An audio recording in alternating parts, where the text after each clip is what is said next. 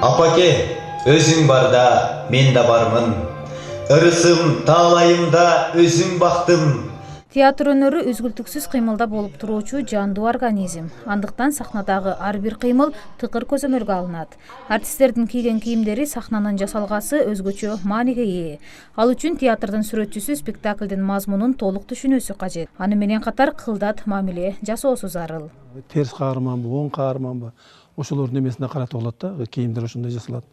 Мисалы үчүн тарыхый чыгарма боло турган болсо, калкан кылыч кандай жасалат, ошондо бизде бутафор деген биздин дагы бир эмебиз бар, кызматкер. Ошол бутафор деген ошол кийимдерди эмелерге кандай буюм тейимдери болсо, тайымдар ошолорду жасайт. Декорацияны жасоодо чындыгында каражат бөлүнөт, ошол каражатка анан материал сатылып алынат, базарга барылат, башка болот ошол долбоордун эскизлердин негизинде.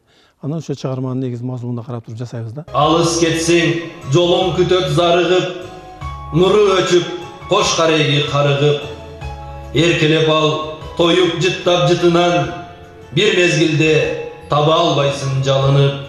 Областык театр 2006 жылы ишмердүүлүгүн баштаган мезгилде артисттерди табууда көйгөйлүү маселе болгон. Учурда театрда жаңы спектакльдер иштелип, сахнанын өзөгүн түзгөн артисттердин баары кесипкөй жана өз ишин мыкты билгендер. Мындай пикирди театрдын музыкалык бөлүмүнүн башчысы билдирди.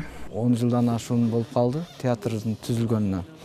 Биз атайын ушул Бишкектен мыкты баягы режиссерлорду чакырып, Оштон мыкты режиссерлорду чакырып, алар жанагындай театрдын тили менен айтканда мастер-класс деп коет.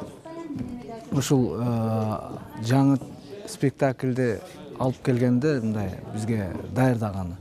Ошонун ичинде биздин артисттерге сахнада кантип жашаш керек, сахнада кантип жүрүш керек, туруш керек. Ошолордун мастер-классын үйрөтүп, бүгүн биздин балдар азыркы келген режиссер мурдагыдай кыйналбайт да. Мындай тапшырманы берип коет. Мисалы, сен мындай кыласың, сен андай кыласың деп эле. Ошондой ийгиликтерге жеттик десем жаңылышпайм да. Ушул күнгө жеткиргениңе ыраазымын. Театр адам баласын боорукер, ыймандуу жана акылман болууга үйрөтөт. Театрдын табиятында көңүлдү тазартуучу зор күч бар. Мыкты спектакль көргөндөн кийин көрүүчүнүн көңүлү чындыгында эле тазарып, терең ойго батат. Андыктан театрдын ар бир артисти өз каарманынын образын жаратууда күндүр-түндүр эмгектенет. Бул театрдын чындыгында ар бир ролдун аркасында аябай чоң эмгек.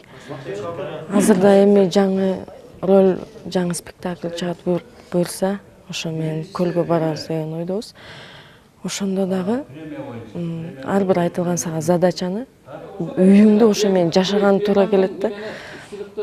Мен үйдө ошону кандай болду, ошол ситуацияда мен болгондо кантмек элем, ички дүйнөң бүт ошол жашооң ошо менен жашап каласың да. Эң негизгиси убагында ошол образдан чыгыш керек. Ошо жашооң күнүмдүк жашооңо айланып калат. Элибизде жашоо бул театр деп айтылат. Ал эми көрүүчүлөр болсо өз жашоосун, өмүр жолун сахнадагы спектакль аркылуу көрө алышат. Апаз Жайнаков атындагы Баткен областтык музыкалык драма театрынын чыгармачыл жамааты көрүүчүлөрдүн кулк мүнөзүн, аң сезимин, адамдык асыл сапаттарын өзгөртүү үчүн мына ушул сахнада бир нече спектакльдерди ойношот. Сизди жалгыз таштап кете албайбыз. Бул жерде жалгыз кантип жашамак элек? Илеба. Өрүктүү бейиш.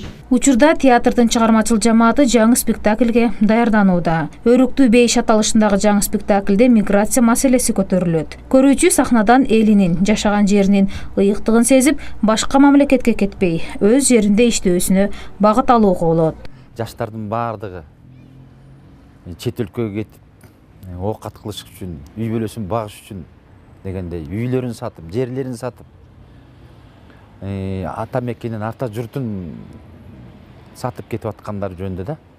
Анан ошолордун проблемасы, ошолордун көйгөйү, эмне үчүн кетип атканы, бизде кандай жашоо болуп атат.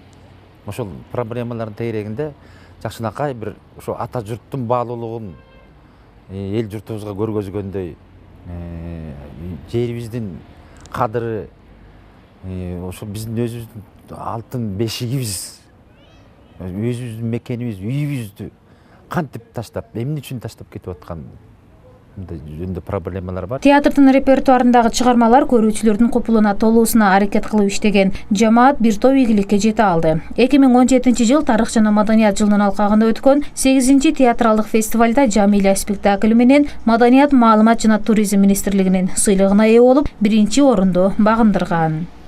Жазгүл Кудайбердиева, Жорубек Кубанычбек уулу, Манасбек Сейитказиев, Алтын бешик жаңылыктары.